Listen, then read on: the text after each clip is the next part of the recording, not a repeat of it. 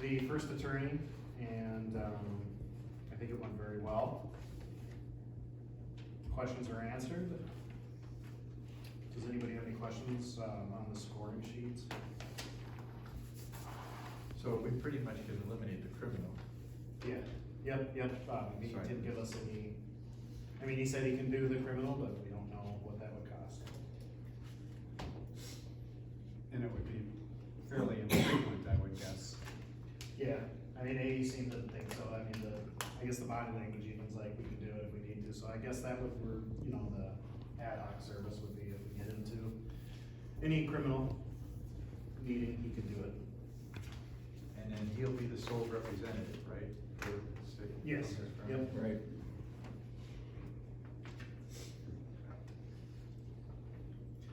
On 20, I don't know, but under the criminal, I did give him some points, just because he did use an experience of enforcing zoning. So, I mean, is he gonna do that for us? I mean, obviously, if he's our attorney, we're gonna, I mean, I don't think we need more than one attorney. But, again, it's not included, so we might wanna ask, to get that included, based on, I would say we wait based on this next interview. If that is included, then we want apples to apples. So I do have a question.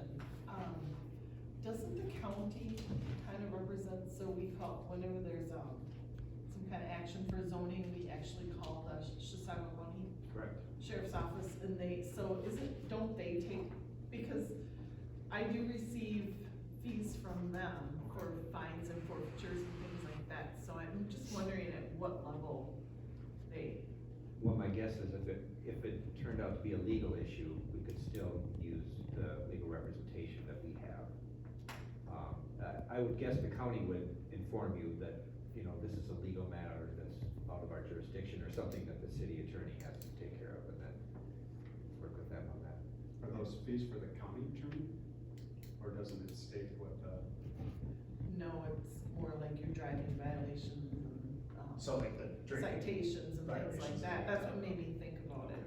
Well, zoning too, wouldn't that? But then zoning, I Oh, believe we yeah. call the sheriff We to do. issue. The county deals with enforcement of zoning. If there's a Oh. person acting outside of the zoning regulations.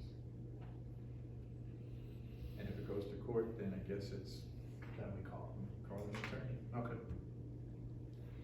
I'm comfortable leaving it the way it is, just because I don't foresee that being a regular need. I hope it's not. Well, he did indicate he does zoning, so that was the only portion of the criminal that he did do. Yep. Yeah, it didn't sound like any problem. So, I'm assuming that it doesn't come out, but with his experience with all the smaller cities that he's worked with, he doesn't include that for a reason. I just want to share something, I'm kind of, my evaluation, I'm kind of waiting for the second attorney to come in before I start, because I've only got the one, so there's no comparison, so. Yeah.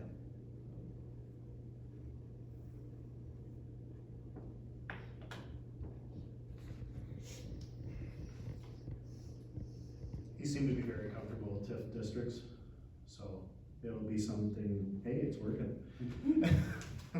Your magic. Yeah. Keep in mind, because we do have a TIF person coming in to buy TIF property here in February, so we'll find out with the next one too, if they do, and I think the only thing we did not ask is if they help with resolutions for them. I saw that later. That's in the proposal. Moving on, does anybody? We have small ones too, if you don't want big ones.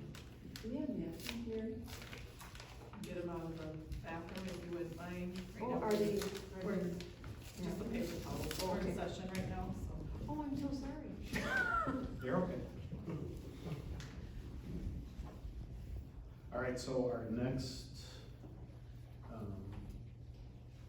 interviewee comes in at 11:30, and it's, Flaherty and Hood did, and then they did send, today their flat fee retainer as well, so I'm assuming everybody has that copy.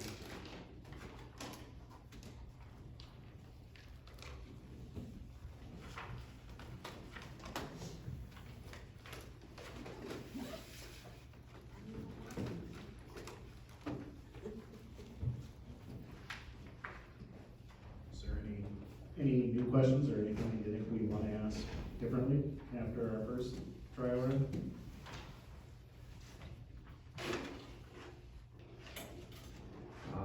Mary brought something about the resolutions. If you remember, that would be good, even though I saw that in the proposal. The other one might be agendas, assistance with agendas, because I know they both mentioned that.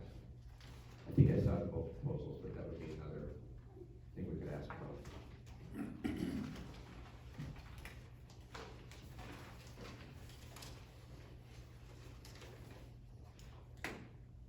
I did, we're just open to discussion now from the first one, right? So I did, I liked his response to my add-on question. Because he knows there's more than just one law trying to be passed, or one bill right now that's being passed, so I think I definitely felt comfortable with the response on that he knows about it. Yeah.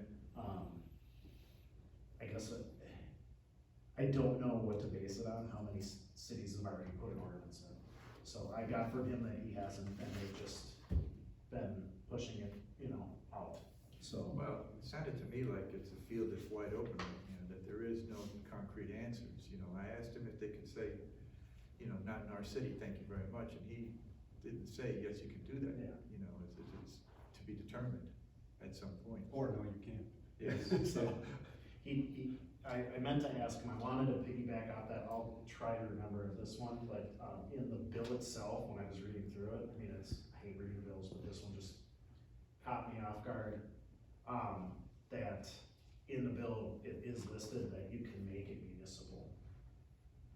And then you control who can come in, nobody can come in, it's yours, if you wanna do that, I'm not saying that we wanna do that by any means.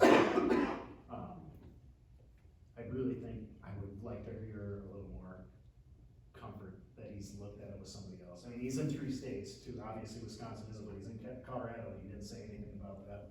I guess I could have elaborated on that, maybe I should have. So, I'd like to find out what other states, the Flaherty is in, cause I didn't notice Colorado in the Well, representation there. Colorado was really the first state to Yeah. go legal, and it's, not so sure it turned out as far as tax revenue, the way they expected it to be. Everybody expected it to be, the goose that laid the golden egg as far as, state revenue, but I don't think it turned out that way. And, in reading the papers out there, there's still, a pretty serious black market for that product, that they're dealing with too. So, you invite in, some problems along with what you think is gonna be the solution. So be very careful about this, and make sure that we do protect our city and the kids in the city. Most definitely. And maybe with his experience too, being in Colorado, he's had experience, he just did share it with us, so. Yeah. And I don't know why, it's probably just cause I just read it over the weekend, the entire bill, so that's why it's. Well, again, he stated his was not a political agenda, his was advising you what you can and cannot do. Yeah. So, that should be pretty clear once He did make his opinion on there. He slid it did. in. He slid it in that he is against. He it. said he didn't, but he did. I know.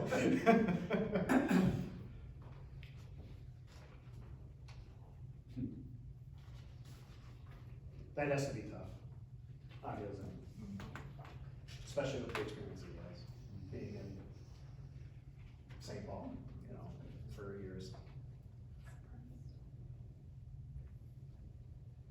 Any other discussion? We have 15 minutes until our next guest will arrive. This fee is a little high. This live fee. I had a sense of comfort, not that I need somebody next to me, but every meeting was surprised me. When he said he's gonna be at every city meeting, I'm Oh, like, sure. oh, wow, okay.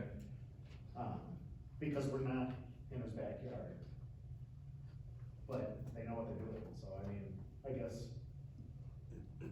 I agree though, it's expensive, but I just hired a personal attorney for some real estate matters and they were $400 an hour. And so it was like, whoa. yeah. The retainer is a little high, but then when it went to his hourly rate, that's a little bit lower Yeah. than some of them. One of the issues I have, and I've had experience hiring architects, designers, things, so where the number of hours is really kind of an ambiguous thing. They give you a proposal. Never is it stated, we based our proposal on, 200 hours of service for you.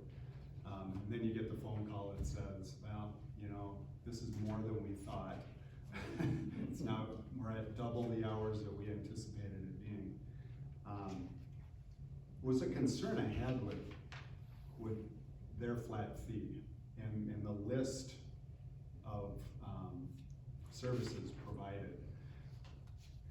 It seemed very reasonable from an overall cost perspective to me. And that's why I asked the question, what if we're high maintenance? And he did state that, if we've even underestimated by, what did he say, 50%, 100%, whatever he said, we accept that. So that alleviated some of my concern over that. I think when we take a look at the other flat fee, it was much more specific. Whereas with Holstead and Knack, theirs was anything that isn't on this list that takes, the way I understood it, anything that's not on this list, included in our flat fee, has to reach 10 hours or more before we'll start charging you in any month. Which is comforting until it isn't. I mean, I don't know, I have to trust what he's telling us. And I guess if we check references and we don't hear anything different, I'm perfectly fine with that. But I think what we'll see is a pretty stark difference in how prescriptive one firm's is their flat fee versus this one that is all encompassing. And so I would say take that into consideration when we're scoring the financial piece of it, that the Holstead and Knack one, in my mind, was almost a never to exceed. Whereas the other one, the way I read it is, this is the number of hours you're going to get, which is more of a retainer. Yeah, it was 20, Then is that what it was? Flat fee. I'm looking right now. I thought it was 10. I thought it was 10. Okay. And, he was basing it off of 20, so that's, right, did he say 20 No, hours? that was 10. 10, they all did that? Okay. Well, the 10 was over and above the standard service. He never said how many hours he was in Okay. as part of the flat fee. At least, that's not the way I understood it. However many hours it takes, doesn't matter. These are the services I'm providing you, unless you hit that 10-hour mark on an individual. Hi, come on in. Hello. Hello. Morning. Good morning. Morning. Morning. So, If you're ready to go, we have a restroom here. I know if you need to use that before we get in there. That would be great if we could just take a moment. Please to- do, please do. We'll be right back. Sounds great, thank you. Thank you.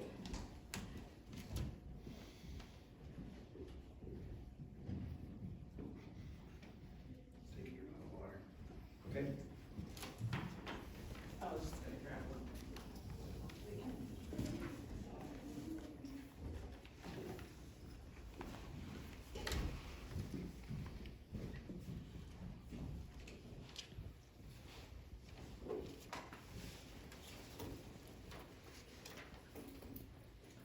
I do think that would be a great question for them, just to say, put that last minute proposal together, without being able to ask me any questions or anything, just before the long weekend. So they're, hours, they have it listed here, 10, Right, but whether it's encompassing, like Tim was mentioning, like you know, phone calls and. yeah, no, as he's, yeah. Okay. Well, does the flat fee include those 10 hours, or, I mean, is that what we get with our flat fee, 10 hours, or? Oh, here, it says all legal services outside the scope of services covered by the retainer or over the total of 10. So, pretty similar, right? So if we're under 10, they don't bill. I think that- Yeah, but I guess the way you would word it, that would be right now. Yeah. Only because she did reach out yesterday. Okay. Was not able to return a call. Sure. And so, in case they had more questions before they did it. Okay, so this leads me to think that 10 hours, it says $17.50 per month for the remainder of 2023 for legal services and travel up to 10 hours of billable services per month. It doesn't mention, you know, over and above what they're, what could come up. That's why I thought his question was a great question to Yeah. ask.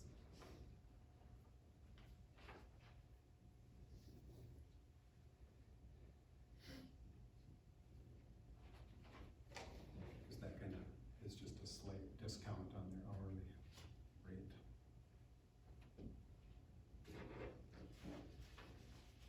What do you think? It might be like that, but, Yeah, So it's just a little less than we. so that's what it, we yeah. did an hour, just an hour.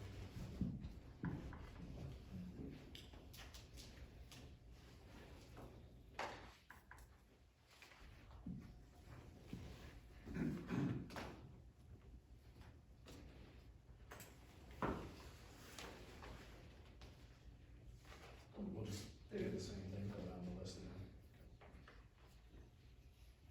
There's two little side notes on the very back side of that too that may. Raise one question.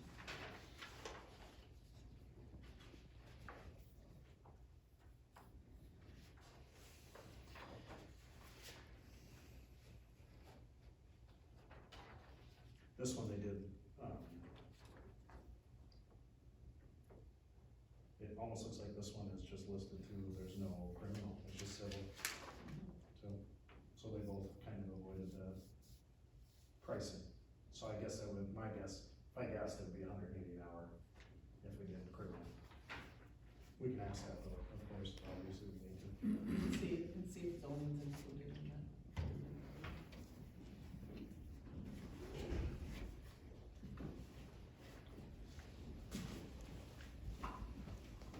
Welcome. Welcome, thank you.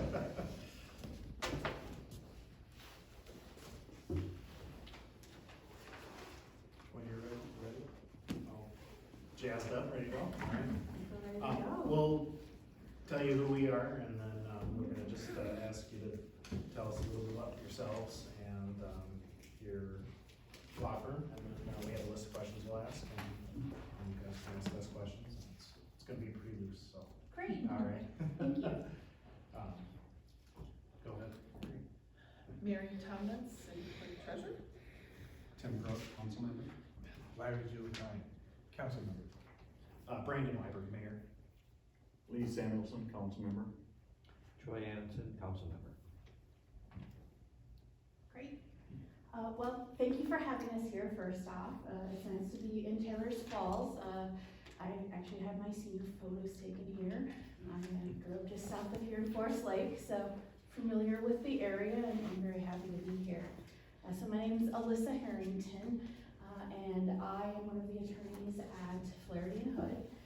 Flaherty and Hood has been around for 30 years, and Flaherty and Hood started as a firm dedicated to the needs of municipal clients specifically, both in the world of legal service provision and also in lobbying.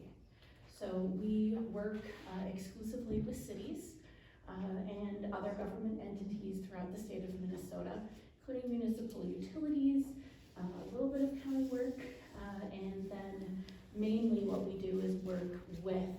experience as, in a number of areas, as their general counsel, civil city attorney options, like we're looking at here today.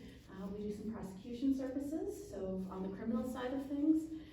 And then we also have been able to develop expertise in a few areas in-house. And so we have a labor and employment group that specializes in labor and employment issues and only labor and employment issues. We have an environmental group that has experience working with the PCA and with the federal EPA, with the federal Army Corps of Engineers, for instance, on things like riverfronts and other types of protections that are needed there. So we have some depth of experience there. And then what we do day in and day out is municipal service of other sorts.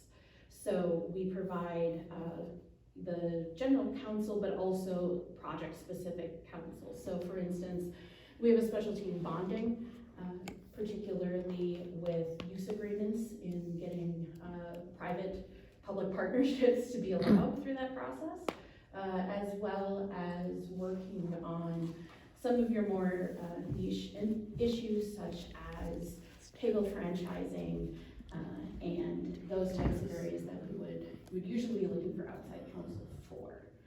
We do civil litigation as well and appeals.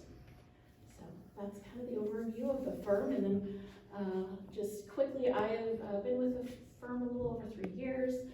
Prior to that, I have over a decade of experience working in government. I've worked at the local level. I was actually a receptionist at the city I grew up in on a temp basis. I've worked in all 3 branches of the state government. And then I've also worked with the federal government on a number of issues. So coming from that breadth of experience, really pulling it together for the municipal clients that we have. So we, as a firm, have a lot of expertise in figuring out how to best solve your problems in a way that honors your intent and is the most cost-effective solution for you. And I will let my colleague introduce herself as well. I'm Kara Brown, and I work on the municipal team and do some real estate work as well. Prior to joining the firm, I also worked in all branches of state government and worked with the revisor's office, so do quite a bit of drafting ordinances and amending ordinances, and my experience there is also helpful in getting the legislative background that we incorporate into drafting ordinances as well. Yeah, I work with municipal utilities. That's something that I also like to do as part of my work, and drafting easements and related documents. Thank you. We're gonna go ahead and we'll start with our questions. And then we'll just kind of go round robin here. And then if you have any questions for us at the end, please let us know. I will go ahead and start here. How would you or your firm handle the balance between ethics, law, politics, city administrative demands, council demands, and then also community needs that are all part of a municipal environment? It's a big one. Thank you, Meg. Turn it down. So whoever, do you know how to turn it down? We can just keep our distance too, if that's Okay. better. We were having issues earlier with our mics, and now all of a sudden we're taking everybody's voices in, which is a good thing. You can hear us fine. Apparently just showed up in electromagnetic energy helping with the system. There you go. So, Mayor, council members, as I was saying earlier, we work in the municipal environment all the time. This is what we do day in and day out, and so balancing these needs is something that we're all very familiar with. It's something that we take very seriously, and it's something where we have brought the experiences, as both Kara and I spoke about, in these other areas to bear. So both Kara and I have had the experience of definitely working with the political side of things as well, and what those consequences are and what that looks like.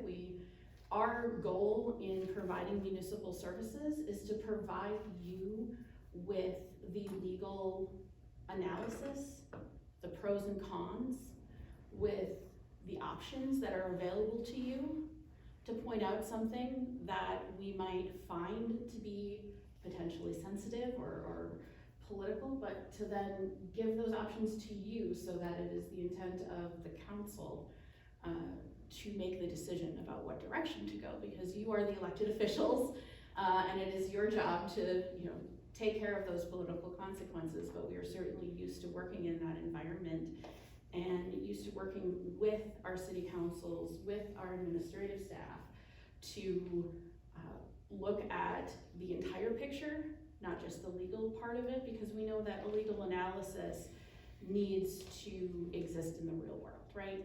We can talk about theory all we want, but at the end of the day, each of you has to go and talk to your constituents. And you need to be able to have the legal backing to make the decision that you need to, and know the difference between what is absolutely not legal and where the gray area is. And so we try really hard to make sure that we ourselves are keeping up education-wise in ethics.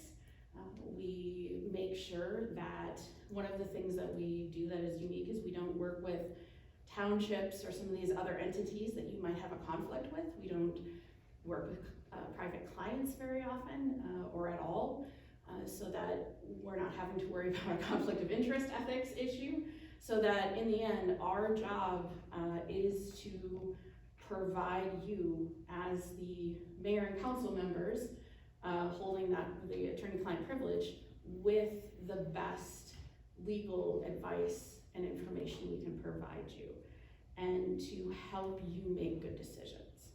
We work closely with administrative staff throughout, but as I think might be especially pertinent to Taylor's Falls here, given some of your recent experiences, we have a lot of experience working as municipal attorneys in environments where there are conflicts between council and staff. And so that's part of the reason why we have a separate labor and employment division, so that when issues like that come up that are specific to a conflict, that we don't represent the employees, we always represent the city, but often we are able to ask the labor and employment attorney to take over talking about part of that and providing you all with the specific advice, and allowing us to continue to provide you as your municipal attorney with that side of the advice, so that those two are not conflicting and don't even appear to be conflicting. Mayor, do you mind if I just do a quick follow-up? Yeah, please do. You mentioned you were familiar, or you mentioned our recent experiences. How familiar are you with our recent experiences? What do you mean there? Council member, mayor, council, just in looking at what kind of has been in the news and other things, we're municipal attorneys, so we tend to keep on that. I recognize that there has been some frustrations in the city and some concerns and problems with, I believe, your past clerk treasurer and all of the other portions of that went with that. And we've been certainly in similar situations throughout the state with other cities. We work with investigators and other things, and so it's only what is available to the public council member is what we're aware of. Thank you. Speaking of that, I'm gonna go off topic here. When it comes to the current situation the city's in, are you going to be willing to be at the meetings when the league attorney comes up here? Will you be here too with us to represent the city as we move forward? Mayor, council members, yes, we are here to do what is necessary for you.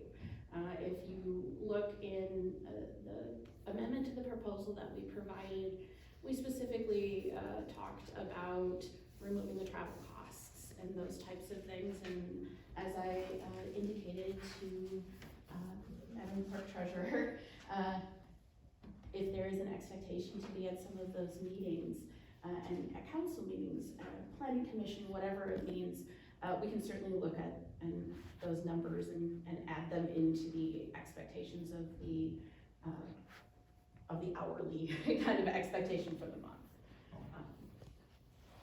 Okay. I'm gonna ask a couple more questions here and then pass it over to Larry. Can you describe us a time when a client, such as a mayor, or council member, or in a city's case, a citizen, misunderstood something you said or wrote? How did you determine there was a misunderstanding? How did you correct it, and what was the outcome? Certainly, thank you, Mayor, council members. So right off the top of my head, it comes to mind a situation that we had recently involving, with a client involving a CUP process, conditional use permit process. With that particular client, there was a council member who was the person who was the liaison to planning commission. And there was a misunderstanding of what had been written in a memo I had provided about about who made the legislative intent of a planning ordinance. Looking at it, because at the meeting then, it was very clear that there was a misunderstanding, and that misunderstanding had come from the idea of saying that it's the council's intent and their legislative intent that we're trying to determine. And he, again, understandably thought I meant the current council, not the council that had put the planning ordinance into effect. And so he thought that he could still make a legislative decision at that point in time. And so after it was clear that there had been this miscommunication, I took a couple of different steps. First off, I made sure that I very gently pointed out that I thought that there was miscommunication and it was my fault in the public meeting that I was not clear about the timing of it, and so I corrected the record. Secondly, I followed up with a conversation with that council member in particular after that meeting to say, hey, I know there was a misunderstanding here. Let's talk about this. Is there something else that I can provide you, or some area I can provide you more information on that might be helpful? He said, yes, I would love to have more information on interpretation and how all of these interpretive rules work, because I'm not sure, this is not anything that I've heard before. And I said, great. And so I prepared a memorandum for him that had the information clarifying how statutory interpretation works according to the city charter and code of that city. And then at the next planning commission meeting, since that's where the issue had arisen, I was actually attending it, and so was able to go through that again, clarify the record, make sure everyone was on the same page, and make sure that everyone from the entire council and the entire planning commission and the public all understood what, where the miscommunication had come up from. We identified it, we corrected it, and then we both were able to move forward with a better explanation. Thank you. My next question is based on the US Constitution. What role do you feel the Constitution plays in a local government setting as well as a state government setting? Thank you, Mayor, council members. As you might know, as an attorney, I've taken an oath to uphold the Constitution of the United States. I and all of my colleagues take that oath very seriously. It is something that we look at on a regular basis. Certainly, whether we're in a civil setting or in a criminal setting, that is always in the back of our mind, of making sure that government actions are limited by those limits in the Constitution. We also, in Minnesota, have a Minnesota Constitution, which we also have to look at, because there are protections that go above and beyond those provision of rights in the US Constitution you have to take into account. And at a city level, there are certain documents that we have to look at as well, but certainly any ordinance we look at, any action by the city, we're always looking to make sure that we know what those pieces are that call back to the Constitution, because as a city, you're a government actor. So as government attorneys, we are well acquainted with making sure that the government is not taking people's property, in particular, making sure that there's a lot of due process. That's one of our biggest things I would say that we make sure to do whenever we're looking at ordinance drafting, creating policies, creating processes, making sure that there is both substantive and procedural due process available to your constituents, quite frankly, and to anyone else you might be working with as a government actor. Thank you. My next question is, will the city be charged for assistance with resolutions, ordinances? I know you also indicated in your proposal that you do training for city officials and staff. Can you elaborate on what that training, I mean, what kind of training you have set up? Is it online, in person, et cetera? Of course, mayor, council members, I'll kind of take those two questions separately. Yep.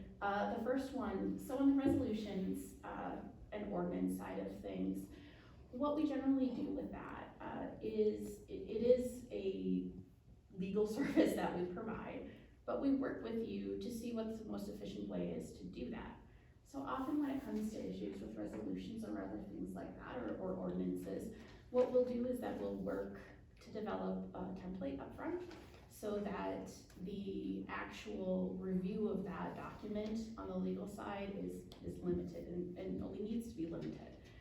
There are specific types of resolutions for different, particularly just off the top of my head, I'm thinking of, Kara can maybe speak to this a little bit, but in certain real estate transactions, certain hazardous building actions, other things where the resolution has to be incredibly specific.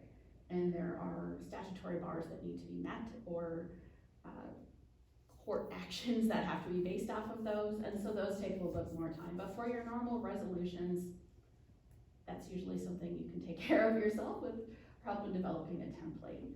Ordinances, again, a little bit different, depends on the scope of it, depends on what it looks like, but one of the things we like to do in this, as a nice transition to the training part, is, you know, trying to see what it is that whoever is who's administratively providing those or creating those, if they're gonna be doing that, that we have a common understanding of protocol. Just simple things like, what does a strikeout mean? Do we do a full repeal and replace every time that you have an ordinance change? Do we do it by a strikeout? What is your preference? What is the way you want that to look? And kind of develop those standards as we go, so that again, as much as possible, we can be efficient in having your staff do what they need to do, and then having us be involved up front with kind of setting the standards, and then for final review. And then on the training part of it, so we do a number of different trainings.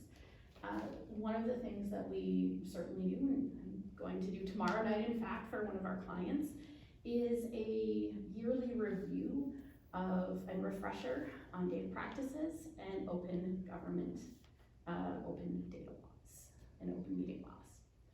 So that's usually something that we do. It can be in a number of different settings. We certainly, we are very set up to do Zoom and to do online training and to do other things like that. But we also can come in person. Often there's a desire to have, especially if there's a new group of people coming to the table for the first time, to have a back and forth and have some questions and answers. So usually we would see if that would be best done in person. And then we also offer trainings on things like how to run a good meeting, what in a municipal setting.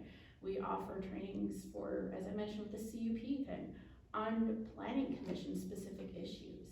So what is it that for your planning commission, what do they need specifically to know, tailored to what is in your planning code? And so to have that conversation. And sometimes we also will, for instance, the league offers fantastic training and trainers to come out and talk with you about the general things, and then we will follow up with a shorter version of, okay, we just talked about the general thing of you need to make sure these are the state laws you follow. What does your city code say? And to follow up with that so that you get the detailed information you need for your city. permission for just a follow-up? Yeah, please. The training, that you provide, is that included in the retainer? Or is Yes, that be an extra cost? it would be included. And then you mentioned you offer assistance with resolutions and agendas, offering a template. Do you have any assistance, regarding minutes, meeting minutes? Or do you leave that up to the city? Councilmember, that's a good question, thank you. Mayor, council members, we work with cities across the board in what they really need. And so if there is a need to talk about or to provide training on what should be and should not be in minutes, we'll do that. We have expertise in that. We are always looking over meeting minutes and looking at what the legal standards are for them. And so we certainly can do that as well. So would you offer that at all levels of our city council and commissions? Council member, yes. I have one last question, this was a late add-on for us today, but, I've been, monitoring some of the bills down at the Capitol, and one in particular, I wanna know if you guys have been monitoring Bill HF 100, the cannabis bill. And have you worked with any municipalities, already on putting ordinances in play for this upcoming possibility? Mayor, council members, yes. In fact, we got started before there was even an HF 100 in looking, as I said, one of the wonderful things that we have available to us is we have a team of lobbyists. And so it's very easy for me to walk into one of their doors and say, hey, can you find out for me what, we hear all of this before session started about what does this marijuana bill look like? And we're able to get an idea of which version of which past bill will be their starting point. And so I am working with the lobbyists. I happen to be the one in the field, in the office doing that, working on both ordinances, moratoria, with some different planning and zoning ordinance issues, as well as even the possibility of, because under HF 100, one of the options is to have a municipal dispensary. And so some of our clients have been interested in that. And so looking at all of those, and we've started to take what we did under the edibles legislation and start putting together information on how much is it gonna cost to do certain types of licensing? How much will the background checks cost for your staff? How much will processing the applications take? How many hours is it taking to go through this? So that we have a good base of information that we can draw from when we're advising our clients moving into the marijuana bill, which is obviously going to supersede the edibles issue, with really what is it gonna take for cities to either add some kind of additional oversight where they are allowed to do so, also tracking how that process is going at the legislature. Because right now, as it stands, there are, like I said, provisions that allow municipal dispensaries, but quite frankly, having read through it, it's a little convoluted at the moment under which provisions would be allowed to be superseded by a local government, especially if they were to have a municipal dispensary, much like the municipal liquor stores currently. And so we're also tracking that on the legislative side and working with our lobbyists and some of our clients to make sure that cities have the most options available to them, and that it's clear what process they will actually have to go through if they want to take advantage of any of the different options available to them. Would you also assist in prohibitive measures? Councilmember, Mayor, of course, if that is what the intent of the council is, one of the items, should clarify that that I meant as far as seeing what would be allowed to be done at the local level is whether there is going to be any kind of additional, regulation allowed, where those pieces are, what kind of zoning provisions are gonna be allowed, what kind of, will there an overall ban be allowed? How does the moratorium, statute end up fitting with this, given that it is a product? But now it's really kind of maybe a use, and how are those legal fights going right now on the edibles issue, and how do we think it will translate over? So certainly it's, we have clients who want nothing to do with it and don't want it anywhere near them, and ones that want to run the full dispensary themselves. And so really trying to make sure that the city has options so that you can do what's best for your community is what we want. Could I ask a follow-up question to that? A little more generically, sometimes we don't know, we don't know, right? So what sort of mechanisms does your firm have for its clients that would keep them abreast of things like this HR 100 bill coming through, that may be really buried in the weeds than we would, unless we were Google search experts and had more time than anybody does, we would never know about? Do you have regular processes in place to communicate with your clients on things that might affect them? Thank you, Councilmember, Mayor, Council. Yes, we do. We have a firm newsletter that talks about this, since we have like I said, a lobbying group. It tends to be both of those things. There's also, you might or might not consider yourselves to be Greater Minnesota. We do, our firm also provides updates through a coalition of Greater Minnesota cities email that we can forward on to you with all of those updates, which many of them are the same issues as other city ones. And one of the other things that we do is set aside or try to set aside a monthly meeting, a standing one with administrative staff and our mayor or whoever it is that the city wants to put forward to talk about issues on both sides. And that often is a place where this will be brought up. For instance, I had my meeting with one of my clients last week with the mayor and city administrator and police chief. And in fact, this was one of the things that we discussed, was specifically what kind of questions do you have? What pieces of this would you want to have changed or not changed? And what was your interest? Very good, thank you. Can I ask about TIF? Oh, yep. What experience do you have in TIF districts? So we do have experience putting together the ordinances and the pieces of it surrounding the TIF districts, as well as I think I'll have Kara maybe jump in here a little bit, as the real estate thing is more of her expertise.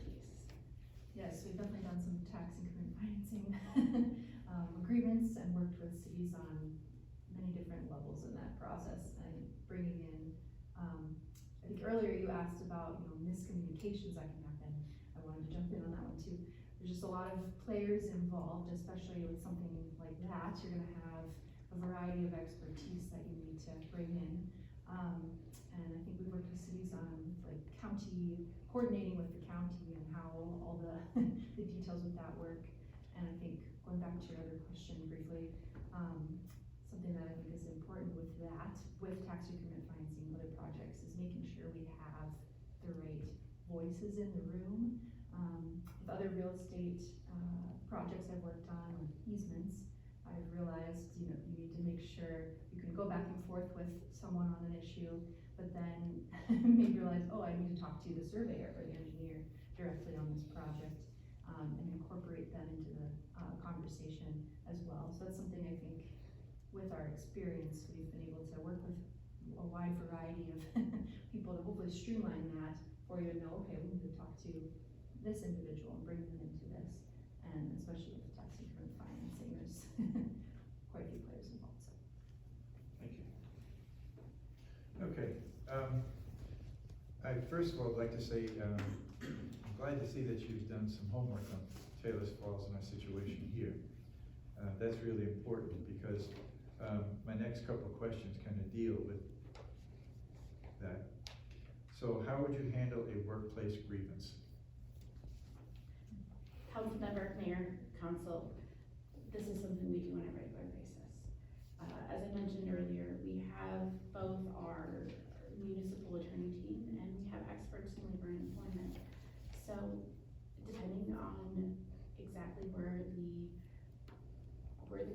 it's coming from and who's it is expressed to. We wanna make sure that the processes that are in place at the city are respected, that there are formal grievance processes that must be followed. There are also a lot of delicate matters that need to be discussed, whether it be having a conversation with the staff member on, that you work with on a regular basis about, hey, I can't be the one, I need to still work with you as your civil normal attorney on issues moving forward. So I need you to know that our labor and employment attorney is gonna be taking care of these issues, and they're gonna be the ones talking to you about this, if it's a serious matter. I had a client where there was not just an accusation, it actually was hacking, that there was, some illegal activity going on at the, municipal golf course. That was the city administrator and one of the council members were both present during this illegal activity. And we were not made aware of this as the city attorneys until at the very last minute of the review, the performance review for the city administrator. And those situations, there are so many concerns that you kind of have to stop for a second. Literally in our case now at this point, a second to say, okay, whose rights, again, back to the Constitution, whose rights need to be protected here, whose interests need to be protected, and who needs to have someone at the table to talk about that, because ultimately our position is and always will be to have the interest of the city as our driving force. Sometimes that means we have to turn to someone and say, I'm not offering you legal advice, but I think you should get an attorney. We also, are very well adept at, like I said, the open meeting laws, the data practices laws, working with, because we do prosecution work, we work with investigators, both civil and criminal, on what types of evidence can be there and what kinds of evidence we might need or ask for as we narrow down really what the issues are that need to be addressed. So in the case that I just mentioned, there was certainly a labor and employment matter, and the labor and employment attorneys identified the 3 issues that had to be looked at from a labor and employment standard. On the other side of it, there was a criminal matter to be held, potentially. And so I developed very quickly, based on the criminal statute that would be potentially applicable, exactly what it was that we needed to know moving forward. And when we went to our investigator, we said, these are the 5 questions we need answered, and proceeded forward with that.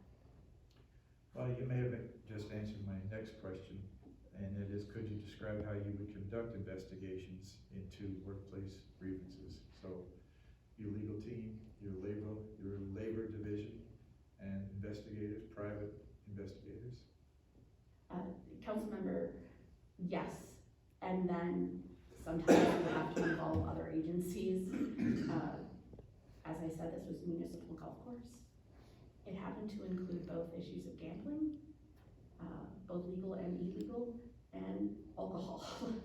And so suddenly, you're having to talk to the people who are involved with that at the state level for licensing. You're having to talk to the nonprofit that is running the legal gambling there. You're having to talk to all of these different parties. And so, like I said, it's really about identifying who needs to be involved at the front. Okay, now my next question is off that topic. And you have an environmental team, and I'm sure they're familiar with the National Discharge Elimination System permitting services, because we live right here on the St. Croix River, the beautiful St. Croix River Valley. So they have experience in such matters. Councilmember, yes, NPDES is something that we frequently are looking at. We are looking at, we have clients that are along the Mississippi, the Minnesota, another number of other lovely rivers, as we have so many here in Minnesota. And not only is our environmental team very familiar with NPDES, and in fact has had a number of wins in appellate courts regarding that issue, but even those of us on the municipal side have enough of a passing knowledge of it to know when to say, we need to get the environmental team involved, because anything when you're talking about discharge, whether it be, for instance, I had an instance where a construction project going on, and there was a injury.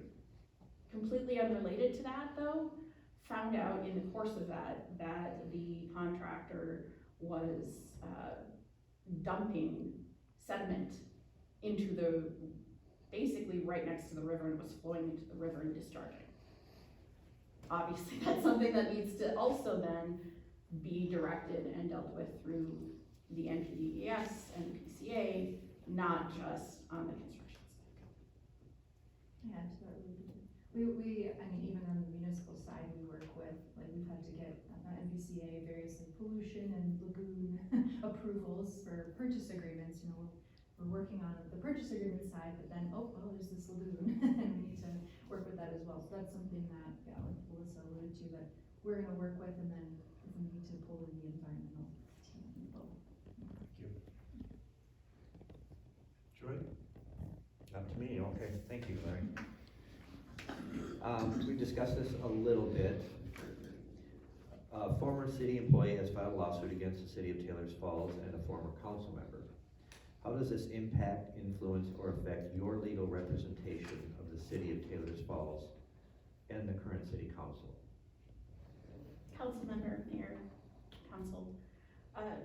As I said before, we would be coming in as the city attorney, and so whatever the legal situation you have currently set up for that, we would be able to slide into whichever spots we would need to. Whether that be a issue of needing to work with defense counsel, whether that be being your defense counsel, or anywhere in between. Those are situations we've been in that we've dealt with before, and so we would be ready to take on whatever position that we would need to in terms of that particular lawsuit. And all this would be within and under the retainer fee, or would this be an additional cost? So if it's in the retainer fee and the flat fee, basically what we said is that there's certainly the work that we would do on that would go towards that retainer. That's absolutely what would happen, yes. Okay. What, if any, conflicts of interest do you currently have in serving as a city's attorney? If there are any, how would they be addressed? Mayor, council members, thank you for that question. As I briefly mentioned earlier, one of the things that makes us somewhat unique is that we don't work with townships, which is often one of the pieces of conflict. We do not currently represent any of the cities bordering you, which is another area of conflict that we usually look at. And we don't represent private government employees or entities or anything like that for the most part. And so we try to keep as many of the conflicts at bay on the front part as possible. And then if there is a conflict, for instance, right now I'm working with 2 of our clients, and they happen to be needing an agreement on how they can share ambulance services.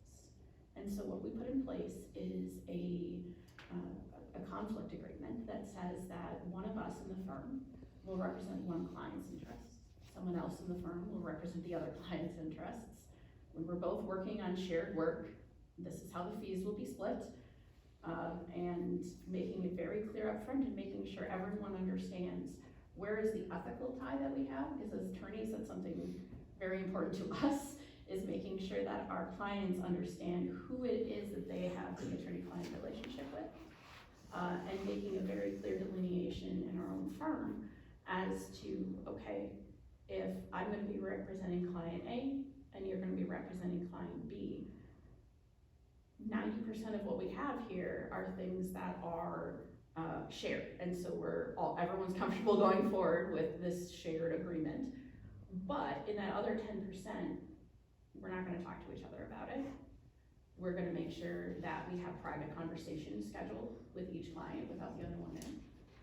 And if at any point, either of us determines that the conflict is too great, we back off and we say, we're gonna have to find someone else for you to step in as a conflict attorney, which in the prosecution world, we deal with conflict attorneys constantly. And so we have existing relationships, prosecutors' offices and other things like that, so that we have other attorneys we can easily rely on for those positions. And how would that work into the fees, retainer fee, the additional fees, how would that all fit in? If you had to do that. Councilmember, that's a very good question. On the prosecution side, we do it's kind of a handshake deal between us and the other attorneys, because we go back and forth. We serve for them, they serve for us. It's usually a relatively small thing. On a civil matter, generally speaking, we would take it case by case, depending on kind of the extent of the conflict and the extent of what the project is. There could be anything from as simple as for instance, different sides of an easement for a roadway that's going through. Okay. Councilmember Julian asked on how you would handle workplace grievance and conduct investigations on workplace grievances. You mentioned the municipal golf course, and a gambling and alcohol situation. And you said what you will do is work for the best interest of the city. So my question is, who is the city? Thank you, Councilmember, Mayor, Council. As it stands, under your city ordinance is what determines in the city charter, what in general are the documents that we look at to determine who is the city. Ultimately, the attorney-client relationship and our client is the five of you here as a group. Not any one of you individually, but you as a group.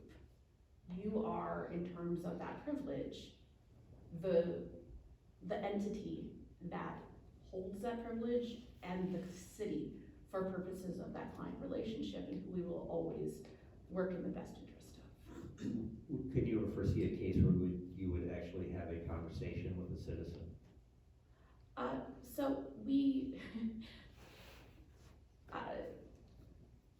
Councilmember, Mayor, going back, I worked in constituent services for a big chunk of my career prior to working here. So I have spoken with many citizens over the years on a lot of different issues.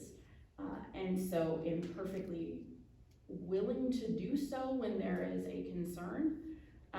But generally speaking, it's not in your best interest to have me do so, because I'm more expensive than your admin staff, basically. That being said, if there have been a couple of instances where there has been something that is so specific or so important that I have had to talk to a citizen directly, whether it be a question about a particular, just off the top of my head, what comes to mind is that there were another client of mine had a concern about a picture that had been taken of an officer and a staff member doing something that was potentially against the city's personnel policies in a public place. And the citizen wanted to know what the difference was between that situation and a similar but not unrelated situation. And so on the city administrator's direction, I had a phone call with that citizen.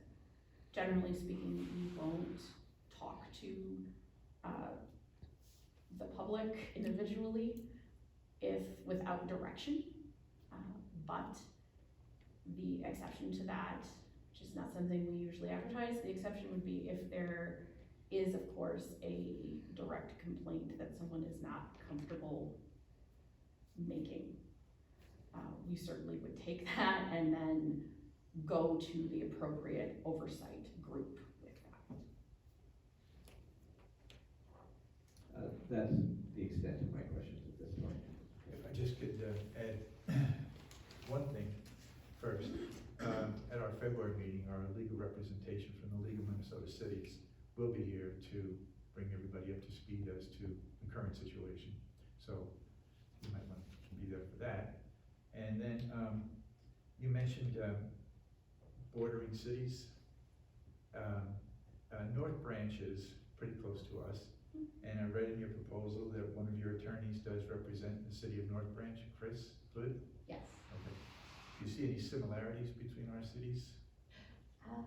Councilmember, Mayor Council, yes, in some ways. Certainly there is a familiar county partner between here and North Branch.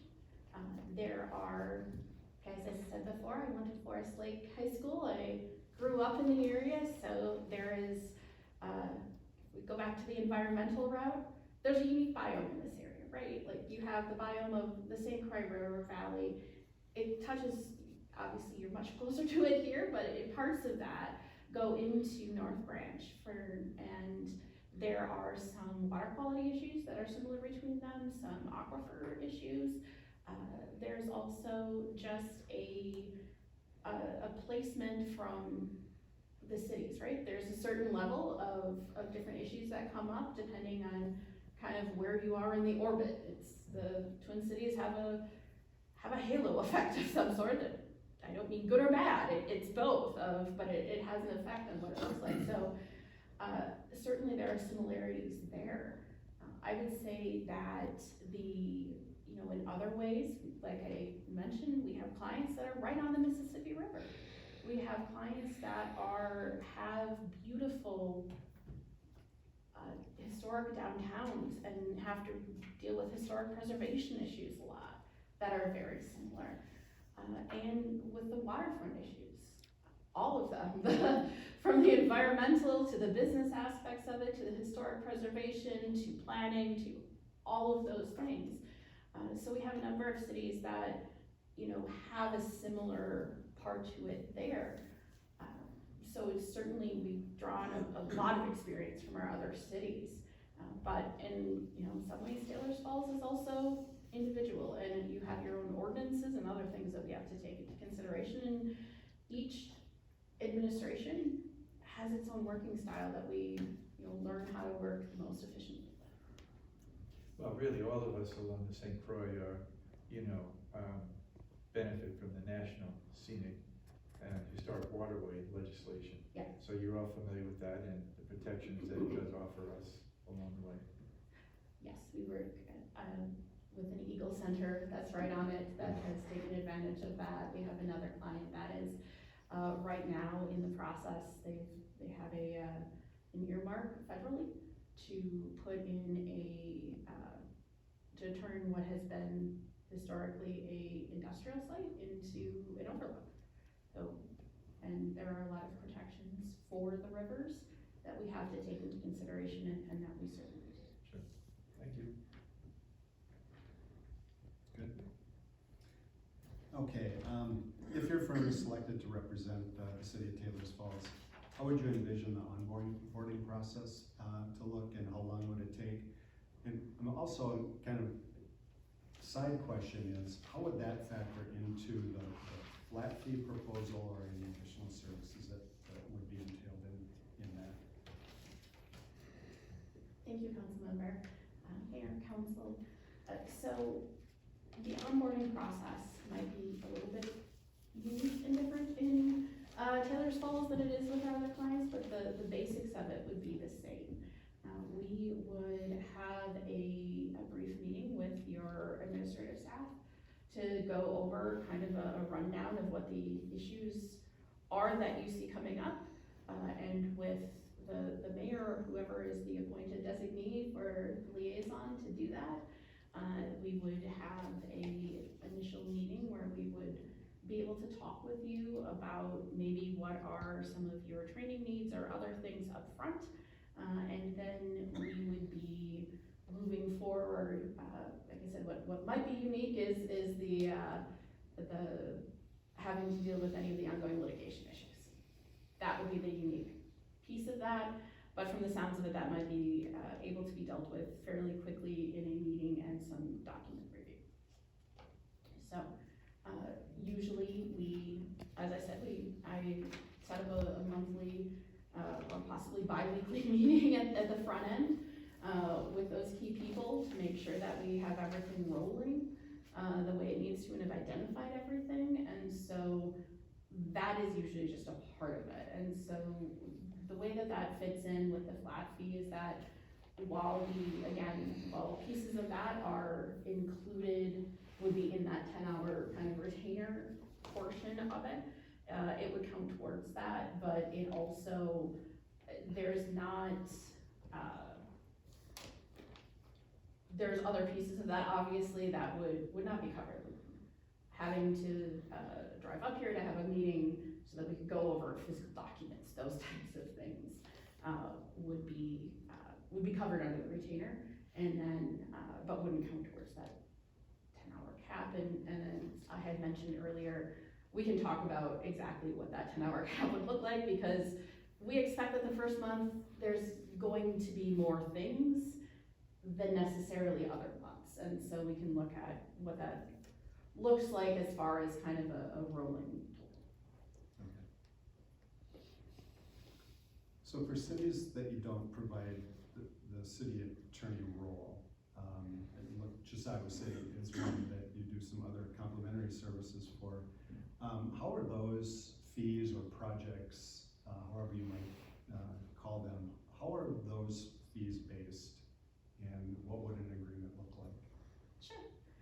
Councilmember, Mayor, Council, I will use one of the examples of an infrastructure project, an ongoing one that we do for one of the cities where we are is actually one of the cities listed as one of our references.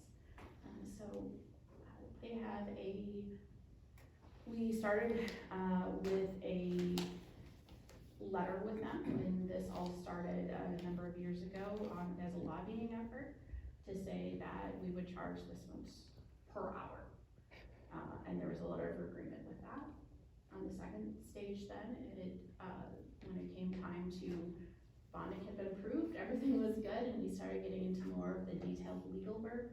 We said, okay, this is now the standard fee that we charge hourly for this type of work. And there's usually a difference between, for instance, one of our shareholders and a attorney and an associate attorney. There's a little bit of a difference in those are reflected in that hourly. And we bill to the 15 minutes, so it's a quarter of an hour, which works out easier for everyone than 6-minute increments usually. And so we do it on that kind of basis moving forward. We check in every year to see if we want to continue that relationship or not. And there's always a identified person who is responsible for determining whether, on the city level, whether that work can continue to move forward. So, in that particular case, the city administrator says, okay, you've been doing great got us through this use agreement, got us through this portion of it. Now I want you on an ongoing basis to be approving all of our insurance certificates, because you're the attorney who knows that. And so that is now an approval in the scope of work, but it's very fluid on that side. Given your experience with other municipalities, do you ever get into a not to exceed type of an arrangement? Okay. For the record, yes. Thank you. Can you tell us about any experience your firm may have in regards to public nuisance laws? I'm gonna turn this over to Kara. Yes, we have had to work on, Mayor and Council members, yes, we have worked on public nuisance issues on a variety of levels. I've worked on hazardous building issues several times over the last year, and drafting all the various documentation that we need for that, and starting with, the building official, communicating with the property owner, and discussing the issue, hopefully trying to resolve it as soon as possible, rather than having to go to court if that need be. I did have to appear on behalf of the city, in court recently, and we were able to resolve, and take care of that building, which had been damaged by a fire. But yeah, we try to work with city staff, and the city staff will work with, various property owners to try to communicate via letter and try to come to an arrangement on that, but, yeah, we've definitely had a number of hazardous buildings last year. Now, just to add the other types of public nuisances, we certainly have a lot of experience with them, as you can imagine, as a city, it's one of the things that gets dealt with the most, in fact,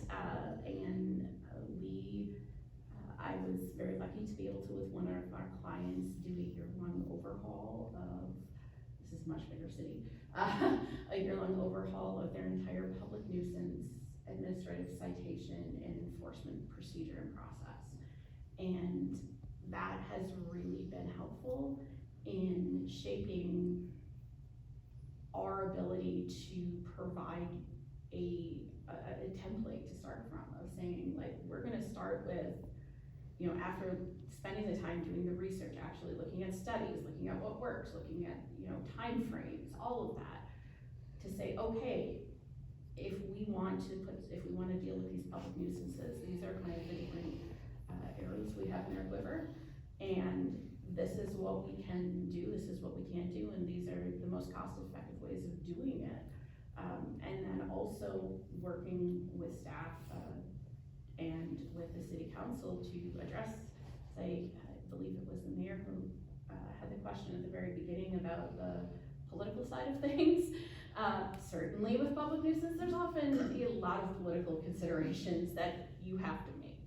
And we are happy to provide you with, as I mentioned, a number of options for how to work with a public nuisance situation, so that you have the best options and variety of options to do what makes the most sense. Thank you.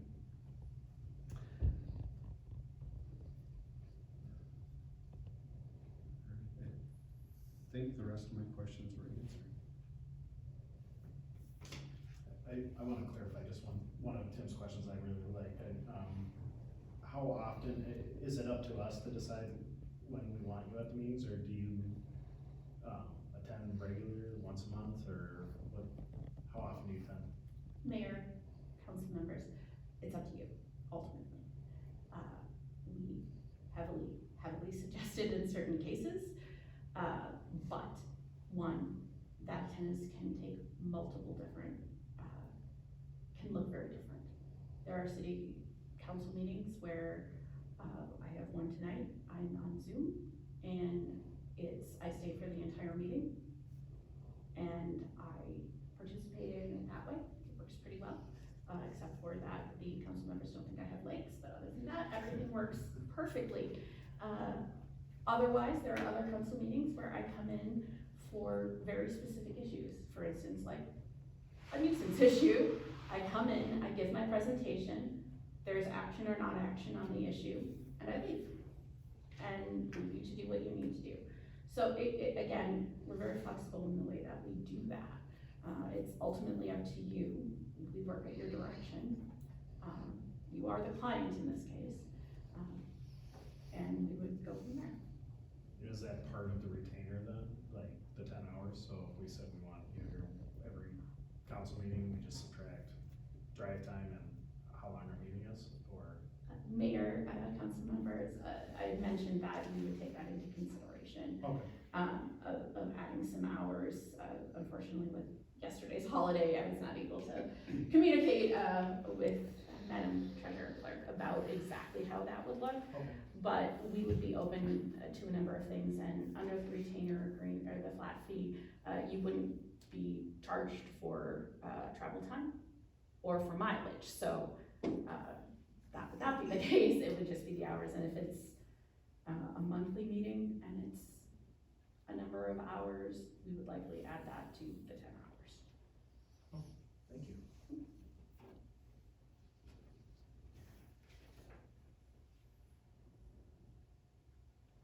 You're up. Okay. first question you already pretty much answered, the 200 feet, what does it cover, so that was good there. Why does your firm want to represent our city of Taylor Falls, and what do you know about our city of Taylor Falls? Thank you, Councilmember, Mayor, Council. So, I'll take this from two different perspectives, one from the firm perspective. We represent municipalities in Minnesota, cities in Minnesota in particular, not gigantic cities. And it's something that we like to do. It's what we have expertise in, and it is for us an exercise in good government. As we put together a portfolio of the cities we represent, you know, the more that everyone gets moving in the same direction, the better it quite frankly is for everyone involved. And Taylor's Falls is a, you know, perfect example of the type of city we'd like to work. From a personal perspective, I grew up in Forest Lake. I came up here on my weekends. I had my senior photos taken in one of the waterfalls. It's very cold, but I have a personal connection to the river. These are the community here. I remember my parents taking my little brother and I to Shoney's, and I remember having to stop here when, we would stop on, so we were driving to go skiing. There were always, a lot of memories and connected to this place. And so, what I know from here is being someone who grew up for 20 years, not far away, who still comes back, and this is actually one of the cities that I bring my friends to when they come in from out of town. Whether it be the natural beauty of the interstate park, walking along the river, seeing the glacial potholes, looking at all of kind of the majesty of it, and no longer having any of my friends do illegal things like cliff diving, which is nice, to the small businesses on Don't forget the drive-in. I was gonna say, and the drive-in, the small businesses. Kara was laughing at me as I was excited to see some of the new beads hung up in the window of the bead store, and the gemstones and other things. So, I have a familiarity with it. As we were driving up here, we drove through Lindstrom and saw the Karl Oskar statue, not statute, lawyer brain there, but statue, and see the wonderful Swedish heritage trailhead that you have here. That's something that we both know and have want to make sure that you can make the best decisions about it if possible. So, do I still remember every single corner of this town? No, but it certainly is someplace that I have been and have experienced, and it is a special place for me personally. All right. As far from your firm, would you be the attorney that is always representing us? Councilmember, yes, I would be your lead for the city. Okay, and then how many years have you yourself been in municipal law, being an attorney? Very good question. So I have been at the firm for over 3 years now. I worked in other settings legally for a number of years before that. And then, like I said, I had a decade before that in other types of representation. Actual municipal representation has been about 3.5 years. Okay. So you would be a team, both of you, or? Kara is we work in a team model, and so we have someone who is the lead for the city. Generally, that person is gonna be Chris, Hood, Robert, Scott, or myself. And so the three of us all have cities where we are the lead already, and projects where we're the lead already, and have been doing that for a number of years.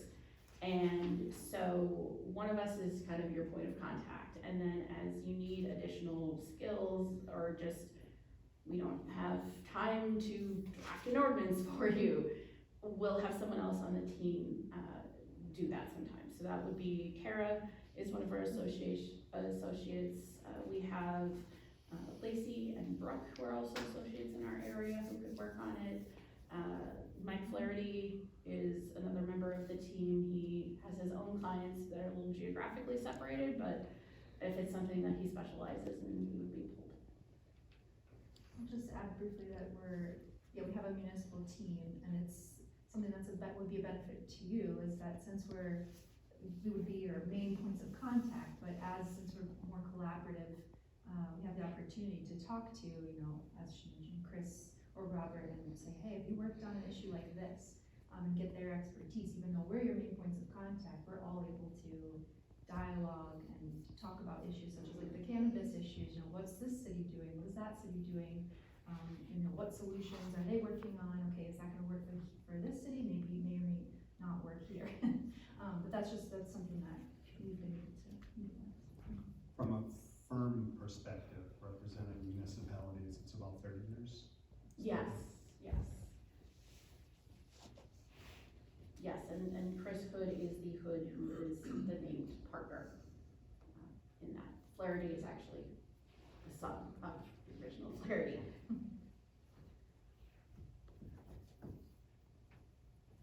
Great, that's all I got, Bob. Any other questions? Well, going back to, our rating sheet here, we do mention civil and criminal experience, so, mainly it's going to be civil representation, okay? Anything in criminal, or, yes? Council, yes. I worked so I'll back up and say that I clerked with a Hennepin County judge on the felony A rotation, which is the most serious crimes, for 18 months prior to coming to the firm. And so when I came to the firm, one of the first things I did was help with our criminal prosecution. And I, for some of our cities, covered the city ordinance violations criminally, which is often something that, depending on what your arrangement is with Chisago, one of our other associates actually is a former assistant Chisago city attorney, or Chisago county attorney, excuse me. And so she has years of criminal experience in this area, in fact. And then I have years of working with the criminal procedure at the level of, we've done trials, we've done court trials, we've done that. We have ordinance violation cases that we take off, and then we do up to gross misdemeanors in the firm. And we've done appeals from them, we've done civil appeals, just filed one last week, in fact. And so we do have experience in both areas, in all of the administrative and then the district court and appeals departments. Thank you. Could I just to clarify, I guess, for the record and clear up my mind, I just want to go back to the flat fee. So in the proposal, the way I read it, we would, the fee includes up to 10 hours of billable services a month, and anything over and above that would be in some unit-based, depending on the level of team member would represent us. Would that enable us to bank hours as well? So if you only use 5 in February, do you provide invoicing to show where our balances are then? Yes, Okay. we would. Thank you. I've just got one quick question. I noticed on your form of consent for release of proposal data that you sent in the letter, it mentioned that it was available to the city council, and then you mentioned section 1308 of Minnesota statutes against the city for making such information available publicly to the city council. And I guess I'm just wondering, is this information public information that you sent this proposal? excuse me, Councilmember, yes, it is public information. I mean, it is publicly available. We submit these, as requests and as responses to proposals to cities and certainly as the people who often are telling other, consultants that their proposal requests are in fact public as soon as they are considered by a city. Ours are as well, Okay, yes. so not just the council, but their public information. Correct, this is specifically, just making it clear that by, releasing, again, the city council as the city, as your legal entity is what that means, is so we're saying it's public information. We're releasing you from any claims that might come up from, if there were to be any improper release of it, but it's, what we have sent you is public, yes. Okay, thank you. Do you have any questions for Russ?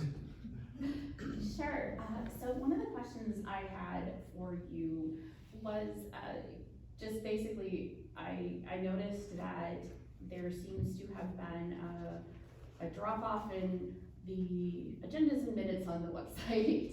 And so I was curious, if that is still the way that you are looking in the future to do it. I understand there's been some kind of a turnover, but is that where your agendas and minutes tend to live? Is that kind of one of your public facing outlets, or what do you consider to be some of your public communication, tools? I can't speak for the prior council, but I know that we've been working diligently with Mary, and we are short-staffed right now, but, we are working on getting the minutes that aren't posted will be up there hopefully soon, and then going forward, our minutes will be posted. That's where they usually, that's where they should be when we get going. Can I make one note? Please do. There is a new website that is in the process that has not been uploaded quite yet. So it's been kind of a combination of old to new and not updated. Completely understand, have been there myself before. And it is my understanding that that is not the standard that this council, what you see is not the standard that this council would like to see going forward. I appreciate that. It might be something that we would look to you guys for help too, depending on the further we delve into this and get caught up. Great. Are there, on the matter of meetings, so do you have a regularly scheduled meeting that is a certain day of the week of this week of the month, or is it a little bit more freeform? It's a second Monday and then the 4th if needed. Going forward, it's gonna probably be 2 meetings a month for a little while, just so we can get caught up. Great, 7 p.m. 7 p.m. And We- how? And we don't have Zoom technology yet. I understand. It's in our thought, but we'll get there. Once we've determined who our legal representative will be, then we'll talk more about virtualness.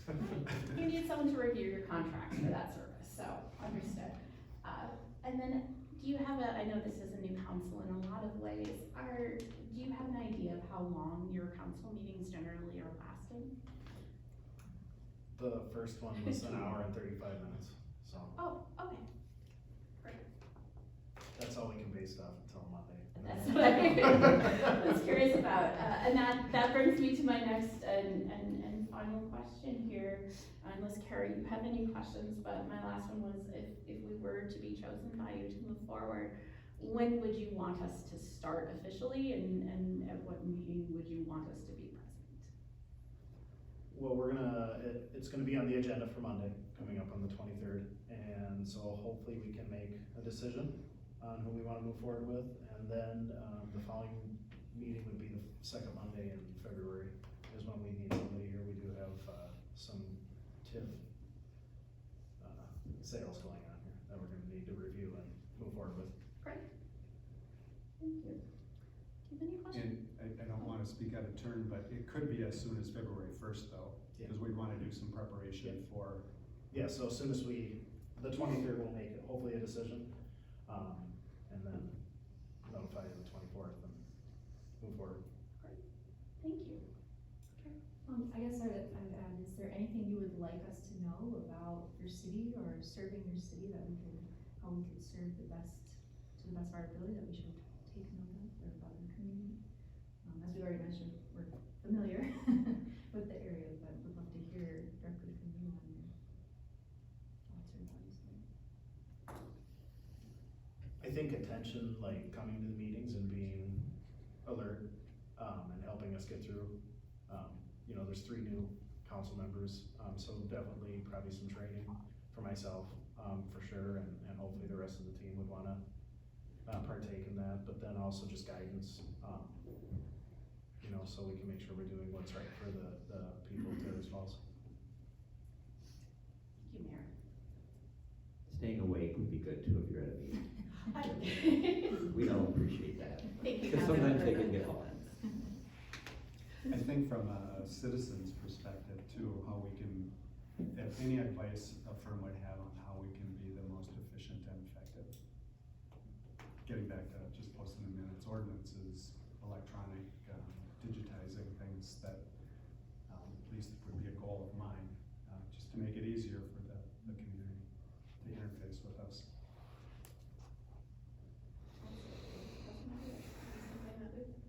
Done, and an important thing for me personally that I've always thought was important is that the government is here to serve the people, and the better efficiency you can get out of that, the more people are gonna engage with it.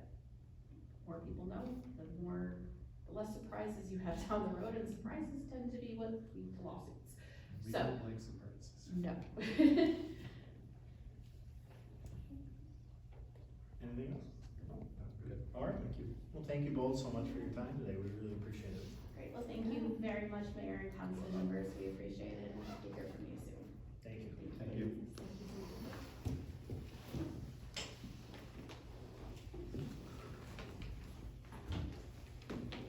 I make a motion that we take a brief recess until 5 minutes to, 10 minutes to. I take advice, suggestions on the duration, but, 10 minutes? 10 minutes? Okay. I'll second the motion. All in favor? Aye.